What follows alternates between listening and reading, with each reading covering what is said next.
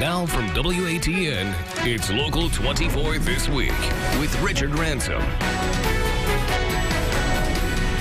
Welcome to Local 24 This Week, where we bring you the real story behind the big stories because we think the news needs some context and perspective. And we do it here now twice on Sundays. If you don't catch us at 9 a.m., we show the program one more time at 10:35 p.m. And we're excited about our topics and guests today, so let's get right to them. Topic one is the scandal at the Capitol. A huge week at the Tennessee Capitol as the Speaker of the House is forced to resign after his own party gives Glen Casada a vote of no confidence. We have none other than the chairman of the state Republican Party, Scott Golden, here to talk to us about all of it.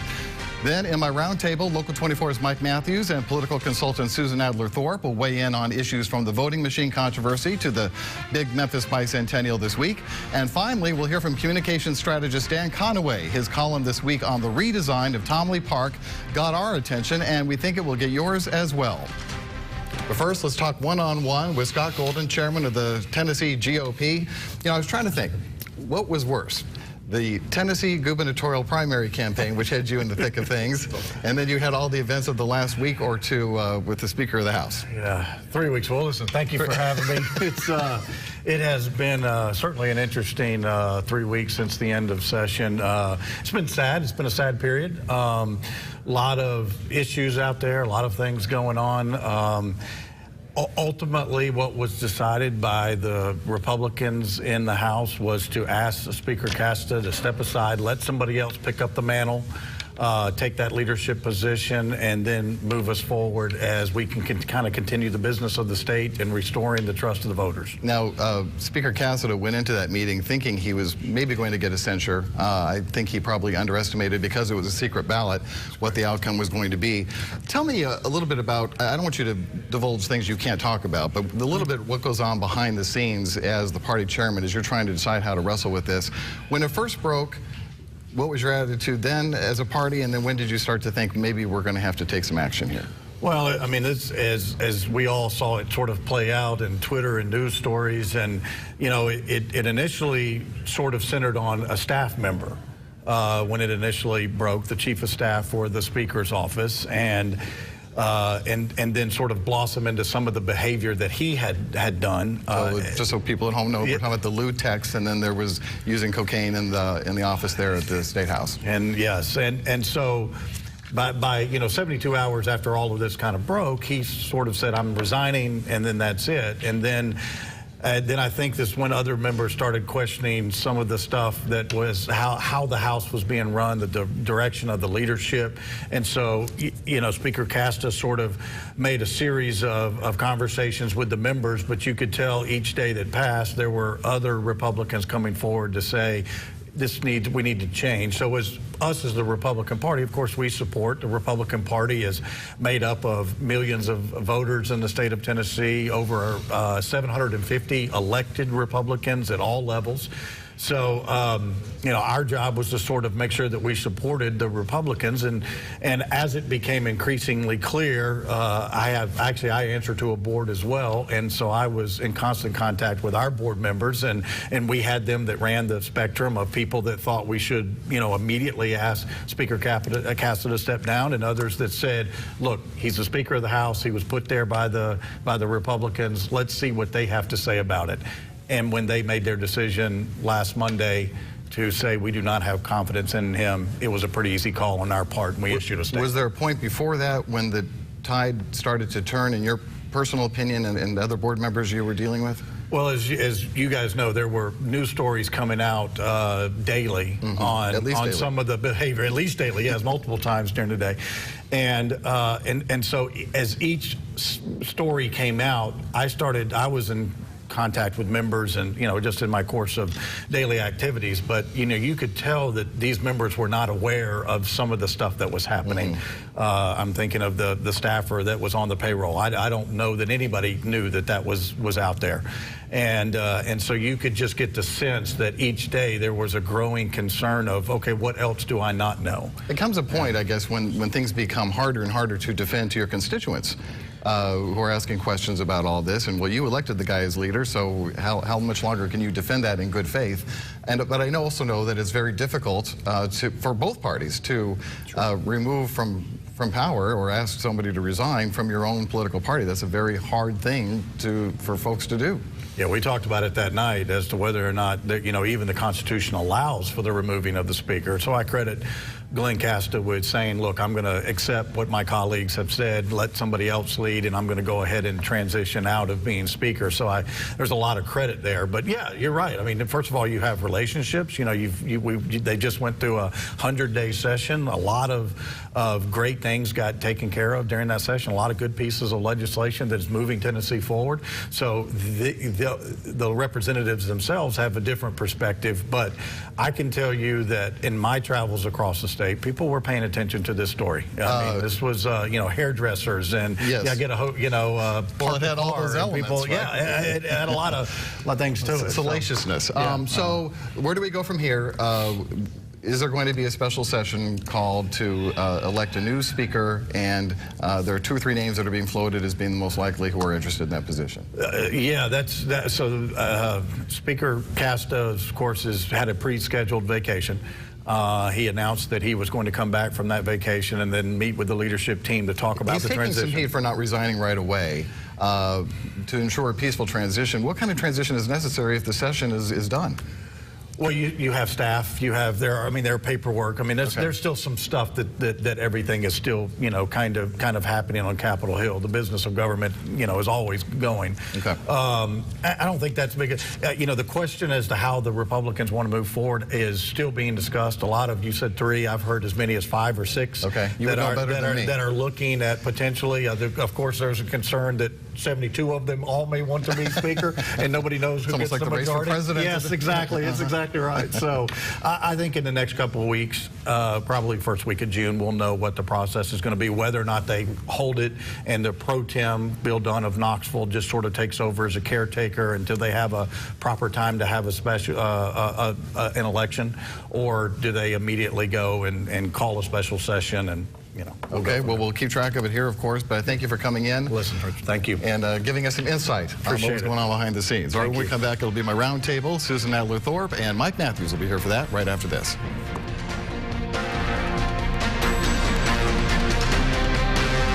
Everyone who has ever lived has lived here.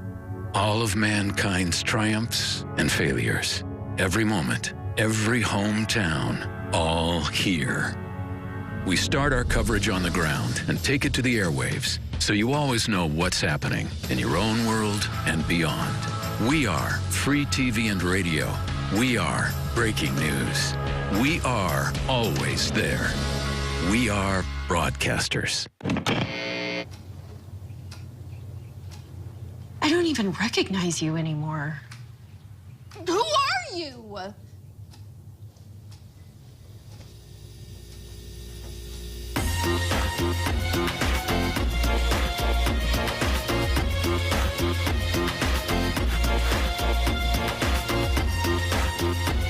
I can't stay mad at you.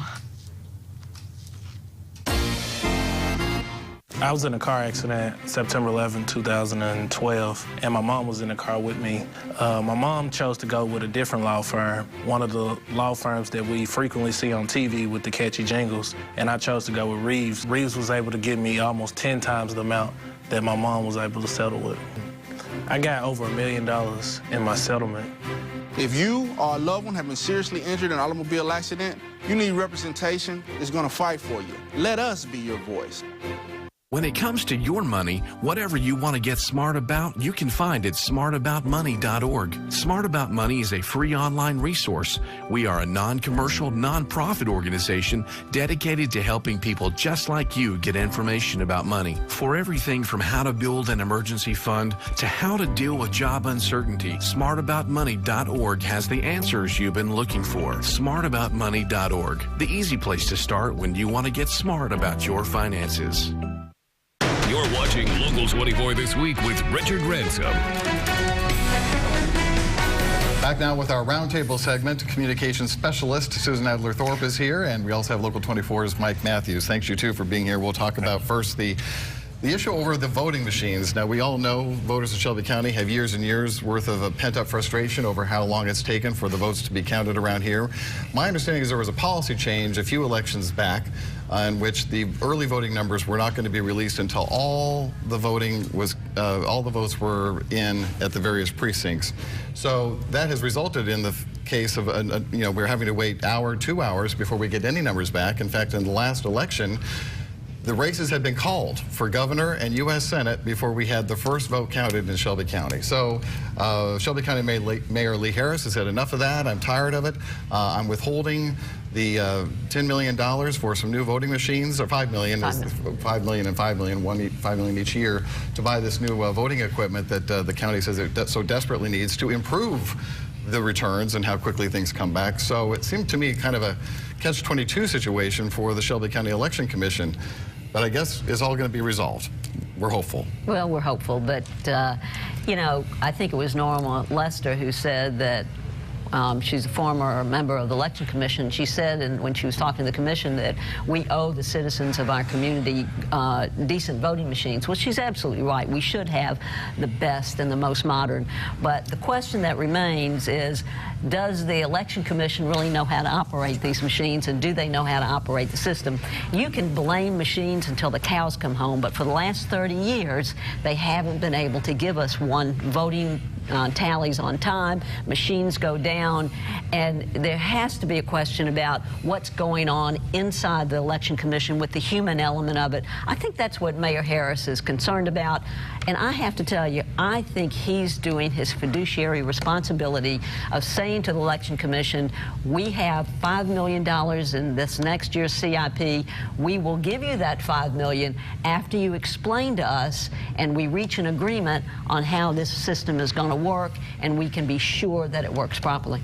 Meantime, though, you hold hostage the purchasing of the machines, the training on the machines in an election 2020 that, by all accounts, people are predicting that the turnout is going to be astronomical. It could be the biggest turnout since 1916. Yeah, it could be. But what Mayor Harris says is, I can give you new machines, but if you don't change the way things are operating right now, the new machines will just make your mistakes show up a lot quicker, perhaps. You covered this story for us this week, and Linda Phillips late in the week came out and said, all right, I do need some help. Manpower-wise, I've got a lot of part-time workers, but she compared Shelby County to Davidson County in staffing, and it was ridiculous. Yeah, it is. Davidson County has 10 more full-time employees in their operations than Shelby County, and they're only about 70% the size of Shelby County when it comes down to registered voters, and she's concerned about that. She says you take part-timers out of there, and you couldn't have an election in this city. So she says she's got to get some more people in there. She's asking for one more person this year. She's not asking for the moon and the stars. She wants one more person and the machines. But again, it boils down to, can you run the thing with these machines, with new machines, with old machines? I don't care. Can you do it right? One more person is not going to solve our problem. I was going to say, it seems like she should ask for more. If there's a human problem there, you ask for 10 more and be happy if you get 5. But that's part of the negotiations that I think that the chairman of the commission, Van Turner, and Mayor Harris want to sit down with the Election Commission and hash this out. What do you need, and how can you guarantee that our policies and our operations will be satisfactory to everyone? And if you say they need the time for training, well, I can promise you those machines will be here on time. The minute whoever's selling those machines to us, they'll have them here as soon as we order those machines. And the training, if it's going to take 1.5 years to be trained on these machines, then they need to dumb down the machines a little bit more so people can understand what they're doing. The whole thing right now seems to be sitting over here a colossal mess. They need to sit down, figure it out. The county mayor holds the money, and the Election Commission holds the way we vote. They need to sit down at a table and hash it out, and they're going to do that. Mayor Harris called it a cluster, and I thought that was pretty close. It's close. All right, let's talk about the other big story this week. Of course, that's the Memphis Bicentennial celebrations going on all this week. And I just want to get both of you to reflect, as longtime Memphis residents, how you think where the city is now compared to where it has been. I remember when I first came here in the early 90s, you heard more people complaining about this place than ever before. And I feel like that's changing, like the general mood people have about their city is getting better. I do too. I do think that complaining about Memphis is part of being a Memphian, because we complain about everything.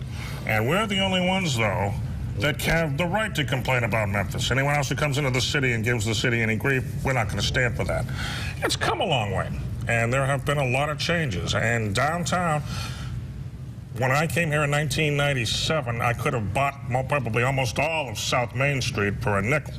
I mean, there was nothing going on down there. Downtown has changed, the areas have changed, and I think finally we're also looking at the issue of no longer moving out, no longer going east, realizing that everything should be brought back into the city, and I think that's a good sign for the city. Well, this mixed-use development is becoming very popular in other cities too, and Memphis is certainly grabbing onto this with both reins. Well, it's called, in some quarters, it's called smart growth, because the more you move into the suburban areas, away from the urban areas, the more costly it is to operate government.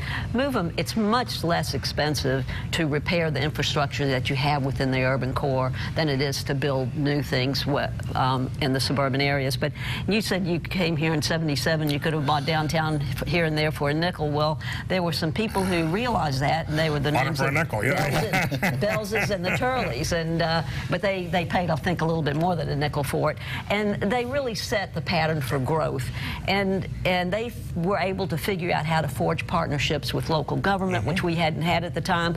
The banking industry here at the time was not our best friend. A lot of them had to go outside of Memphis to borrow money, but I think the banking industry has since woken up, and now you have people like Billy Orgel, who he and his family and his group of friends have gone in and are building on to what the Bellses and the Turleys have done, and so are other developers. So I think it's a very exciting time for Memphis.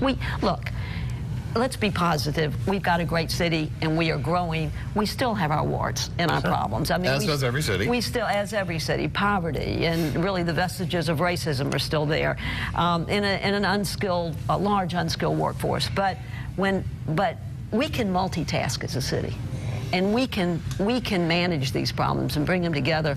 I'm excited about Memphis. I'm now on the older end of Memphis. I have seen it grow. I have seen the differences, and I'm proud of my city. And you had mentioned this earlier, true change happens over a long period of time. We expect everything to happen overnight, and it's when you leave for a little while and you come back and you look at downtown, and that's what I think is going to happen with downtown especially, is 3 years from now, when you go downtown, we learned in journalism school many years ago that the news is not the news that hits the headlines or the first one on the TV slot that night or the headlines in the newspaper on the front page. The news is what really seeps and creeps.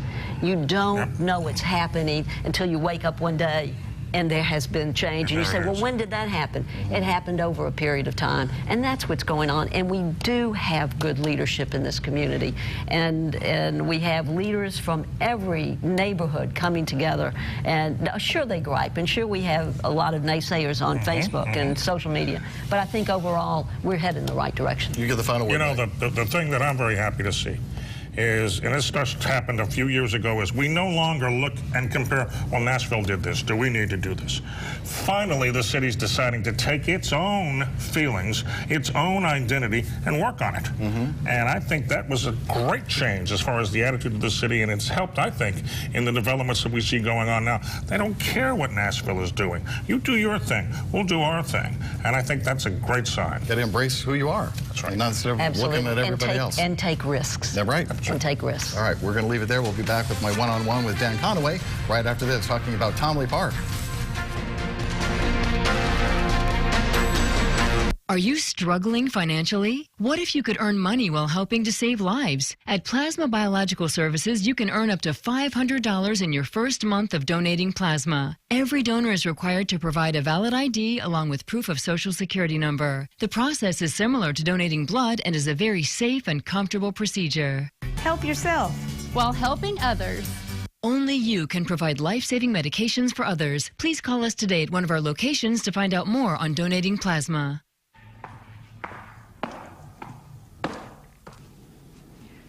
Let's talk about America. Not policies. Not taxes. Not tweets. But how incredible our country is.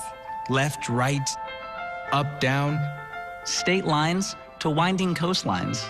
Urban, suburban, and rural. We all deserve to live in a community that's clean, green, and thriving.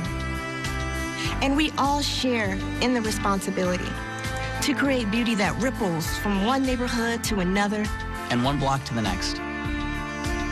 We are Keep America Beautiful. the nonprofit empowering people like you to take action every day at home, work, and in the community. Learn more about Keep America Beautiful and how you can join in. Visit KAB.org. Together, we can do beautiful things. The experiences, the kind that take your breath away and remind you what it feels like to be alive. Catching a glimpse of life under the sea or on top of the world. Walking in the footsteps of soldiers, legends, and kings. It's a feeling, a connection that can only be made in Tennessee. Start planning at tnvacation.com. You're watching Local 24 This Week with Richard Ransom. All right, in our last segment here, we want to talk about Tom Lee Park, and the man to help me out here is Dan Conaway. He's a columnist for the Daily Memphian, in addition to being a communication strategist, an author, and all kinds of titles for you. But let's talk about, I really liked what you had to say, because you really laid blame with both parties in this and what's going on. And I know it's something that folks are surprisingly emotional about. It seems you don't have to, a lot of people are talking about it, with the plans for Tom Lee.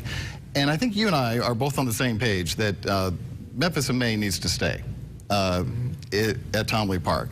Moving it to the fairgrounds or moving it to Shelby Farms or some of the other venues you hear about, it could be anywhere at that point. So I like what you said about that. You said other venues may physically work, but spiritually and symbolically, soulfully, Memphis in May without the river might as well be Tulsa in May. And that's the case. That's right. Do you think there's enough sentiment that supports that? I think it's a really positive thing that people are that emotional about it, because that lets you know that the city's come a long way when we're taking possession of that 30 acres on the river and claiming it as our own, no matter what our opinion is, because it is our own. And that's why it's important. And somewhere in between what the two sides want to do is what we need to do, and it seems to make the most sense. Now, of course, they're in mediation right now, and they've kept a lid on whatever it is they're doing in mediation. So I don't know what the ultimate compromise may or may not be, but it seems to me that both sides have sort of hunkered down and decided it's my way or the highway or my way or the park, and I don't think that's going to get us anywhere. Well, the River Parks Partnership certainly has a lot of money behind it right now. Yes, they do. A lot of momentum, I should say. You were critical on that side, and we're going to address your criticism of Memphis in May as well, but when it comes to the Parks Partnership, you said much of the design is more over the top than Lady Gaga's closet, and just as locally relevant. We don't need a concrete water feature and humps and bumps. That's pretty funny. Yeah, it is pretty funny, pretty good. And we're going to show people some renderings of what is planned, and you do see why Memphis in May has trouble envisioning how on earth you're going to get the number of people that go down to this festival with everything that's planned. Right. Well, we need improving. People that have responded to the column, it seems to be if you question a 90-foot birdhouse, they suddenly decide that you're questioning any design change at all. I think we do need some topographical areas that need some. We need to deal with drainage. We need to deal with hardy landscaping, as I mentioned. We need to deal with improvements to the park, egress and ingress for people. But we don't need to do as much as what is being recommended, I don't think. The idea of trees is a good idea up to a point, but a forest down there cuts off the view of the river and has safety issues, quite frankly. And we need more room for these festivals that I think are ours uniquely. On the other hand, you were somewhat critical of Memphis in May, and that you've got to be willing to make some adjustments. You said it played and continued to play an important role in the city's resurrection, talking about Memphis in May. We, however, do not need the permission of Memphis in May to move forward as a city. That's exactly right. We cannot have 1 month hold the other 11 hostage. I believe I said something then along those lines too. Because Memphis in May is important, but it's not all that for the entire year. We should be able to walk, chew gum, and change that park all at the same time and be able to accommodate with some people giving up something here and there. But I also question some other things about it. I don't know that it's a good idea to take us to 2 lanes on Riverside Drive. That is still a vital north-south connector.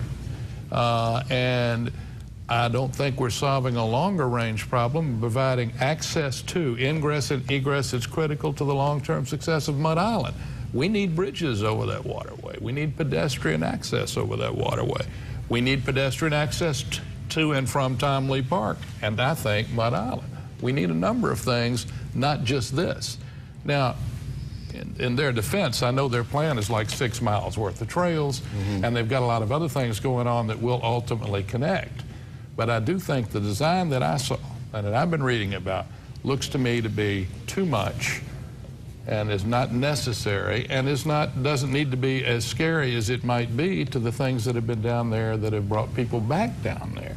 We need to be able to do all of that at the same time, I think. We're going to have one shot at this. Right, that's right. It's too important to get it wrong. One other point I want to make that I don't think I did a very good job in the column, so I'll say that. I didn't talk about long-term maintenance either. That's a big problem for us. We build things and we don't maintain it. And then the paint starts to chip. And then we don't have long-term money connected to it. We don't have no interference from a lot of people connected to it down the line. We don't have a long-term plan that will maintain it and that budget allowed for and guaranteed.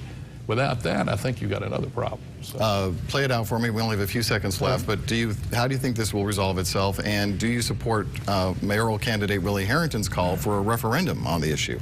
No, I do not. We don't need to vote on everything in terms of a referendum. We need leadership, and leadership means that you bring the parties together and you determine a course of action that will benefit the most people the most. And we need that kind of leadership from Mayor Strickland, and I think hopefully we'll get it. I don't know what Judge Holder's going to come up with. I don't know what they're doing, but I can't imagine it's going to be a complete abandonment of the plan, nor do I think that the plan will be exactly as it was done. I just hope it's a compromise that makes the most people. We all hope for that. Yeah, thank you very much, Dan, for being here. We'll take a break. We'll be right back.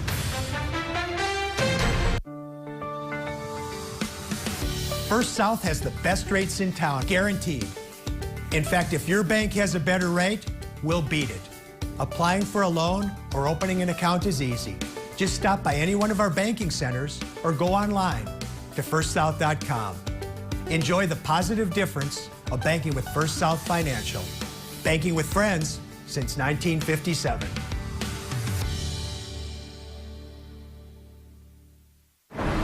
This is important news for people who have been exposed to the weed killer Roundup in commercial settings and later developed non-Hodgkin's lymphoma. According to the World Health Organization's research on cancer, the active ingredient in the weed killer Roundup, glyphosate, can cause cancers such as non-Hodgkin's lymphoma.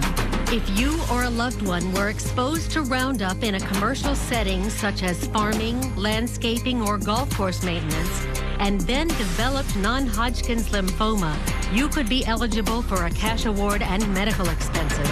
If you or a loved one were exposed to the weed killer Roundup and were then diagnosed with non-Hodgkin's lymphoma, call the law offices of Davis and Crump right now to see if you are eligible for a cash award and medical expenses. Our first consultation is free, and we don't get paid unless you get paid. Call now. Operators are standing by.